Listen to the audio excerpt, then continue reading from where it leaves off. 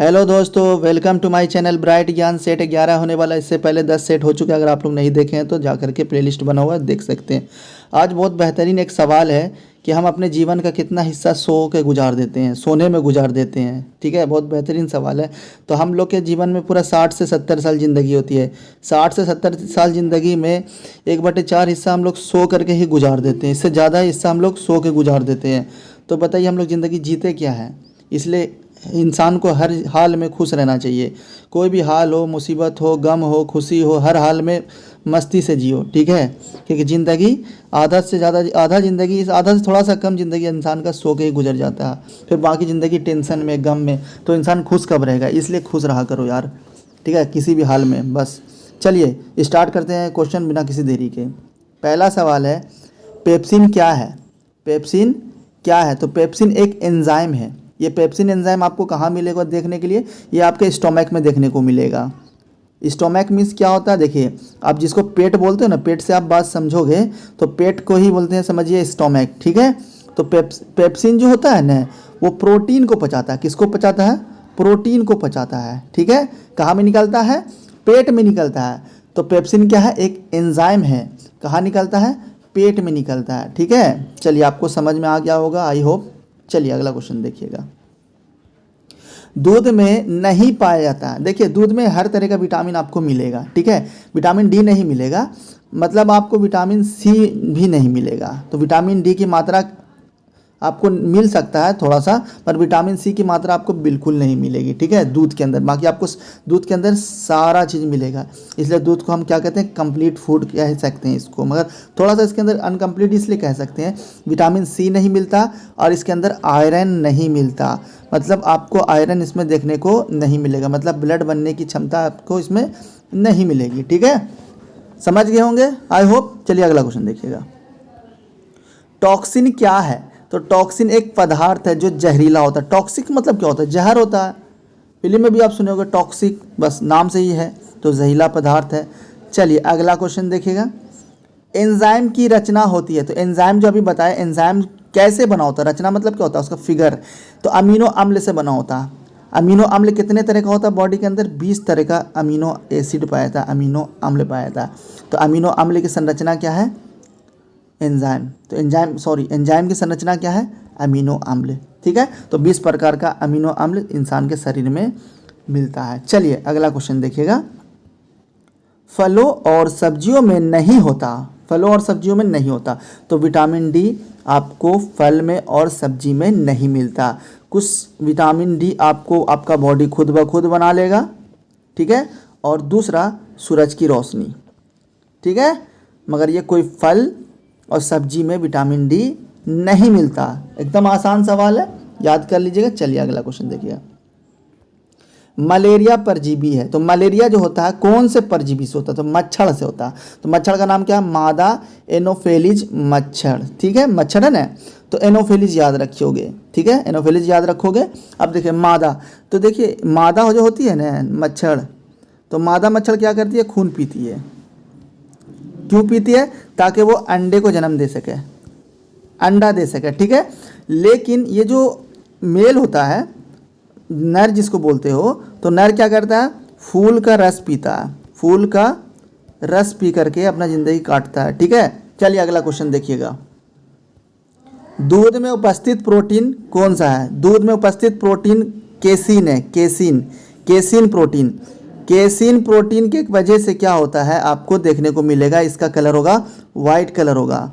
दूध का कलर कैसा होगा? वाइट कलर होगा। किसकी वजह से? केसिन प्रोटीन के वजह से। ठीक है, चलिए अगला क्वेश्चन देखिएगा। मेंढक के हृदय में होता है कितना कोष्ठक होता है? जैसे इंसान के हृदय में होता है 4 कोष्ठक, 2 आलिंद, 2 नीलय।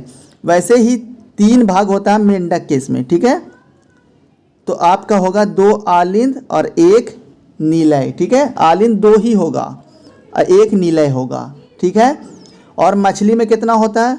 2 होता है, 1 आलिंद और 1 नीलय। ठीक है, और जितना सारा रेप्टाइल होगा ना, सब में 3 होगा। सिर्फ मगरमच्छ में कितना होगा? 4 होगा। ठीक है, मगरमच्छ में। आपने सुन लिया सही से, बस आप याद कर लीजिएगा। ठीक है, चलिए अगला क्वेश्चन देखिएगा। मानव अपने जीवन काल में कितने समय सोने में बिता देता है? देखिए 25 साल सोने में बिता देता है।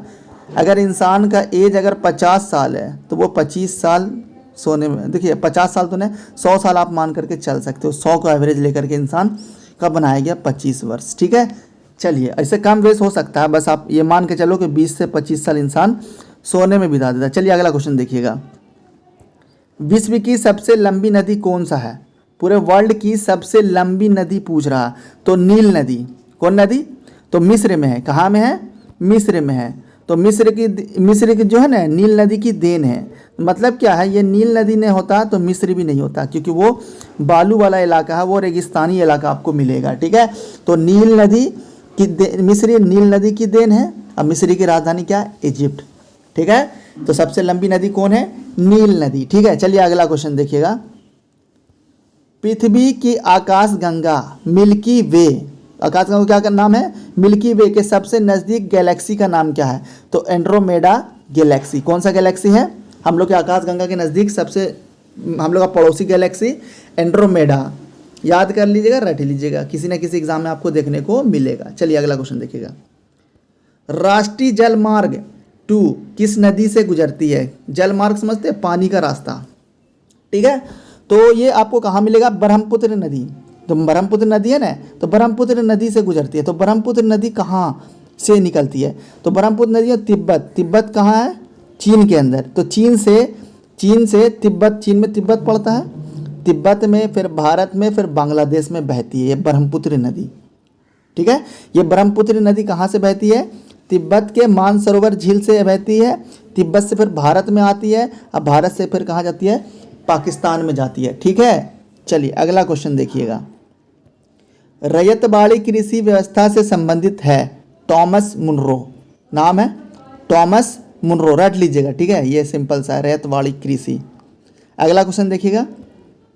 1931 में कांग्रेस अधिवेशन का अध्यक्ष कौन था? सरदार वल्लभ भाई पटेल थे। कौन थे? सरदार वल्लभ भाई पटेल। 1931 में कहाँ थे? कराची में। कराची कहाँ है? पाकिस्तान के अंदर है। ठीक है, चलिए अगला क्वेश्चन देखिएगा। गदर पार्टी के सह संस्थापक, एक होता है संस्थापक, एक होता है सह संस्थापक। तो सह संस्थापक कौन थे? लाला हरदयाल। ठीक है, और मेन कौन था? लाला लाजपत राय। लाला लाजपत राय। ठीक है, लाला लाजपत राय। देखो लाला हरदयाल, लाला लाजपत राय, दोनों नाम सेम है, मिलता जुलता है, बस याद रखिए। चलिए अगला क्वेश्चन देखिए। द्वितीय पंचवर्षीय योजना कब हुई थी? 1956 से 1961, 5 साल चली थी। ठीक है, पंचवर्षीय योजना नाम ही है। तो ये उसमें क्या बना था? देखो पहला वाला जो हुआ था ना पंचवर्षीय योजना, वो कृषि की बात किया था, कृषि पे ध्यान दिया था 5 साल। और फिर जो अगला जो हुआ, जो द्वितीय पंचवर्षीय योजना, इसमें इंडस्ट्रियल एरिया वगैरह देखा गया था। ठीक है, तो अब ये द्वितीय पंचवर्षीय योजना में क्या बना था? Rourkela steel plant. राउरकेला कहाँ है? उड़ीसा के अंदर। ठीक है, उड़ीसा के अंदर। उड़ीसा की राजधानी क्या है? भुवनेश्वर है। तो आपको राउरकेला स्टील किसके मदद से देखा गया था? जर्मनी देश मदद किया था इसको प्लांट करने में। ठीक है, तो याद रखिए, कैसे याद रखिए? राउरकेला। तो राउरकेला उड़ीसा में है, तो जिसके पास मनी है वो उड़ेगा ही। चलिए अगला क्वेश्चन देखिएगा। दादर व नगर हवेली की मुख्य नदी कौन सी है? दादर व नगर हवेली की मुख्य नदी कौन सी है? दमनगंगा। कौन सी है? दमनगंगा। चलिए अगला क्वेश्चन देखिएगा। भद्रा वन्यजीव अभयारण्य कहाँ पर है? भद्रा वन्यजीव अभयारण्य कहाँ पे है? भद्रा वन्यजीव अभयारण्य कर्नाटक में है। चलिए अगला क्वेश्चन देखिएगा। कोयले के प्रकार, कोयला 4 प्रकार का होता है, एंथ्रासाइट, बिटुमिनस, लिग्नाइट, पीट। सबसे बेस्ट कोयला ये है, इसके अंदर कार्बन मिलेगा आपको बहुत अच्छे मात्रा में। ठीक है, कार्बन मिलेगा आपको ज़्यादा, कार्बन मिलेगा आपको ज़्यादा। ठीक है, इसमें कार्बन मिलेगा 97%। ठीक है, इसमें बहुत कम मात्रा में मिलेगा आपको। तो एंथ्रासाइट कोयला, तो ABLP।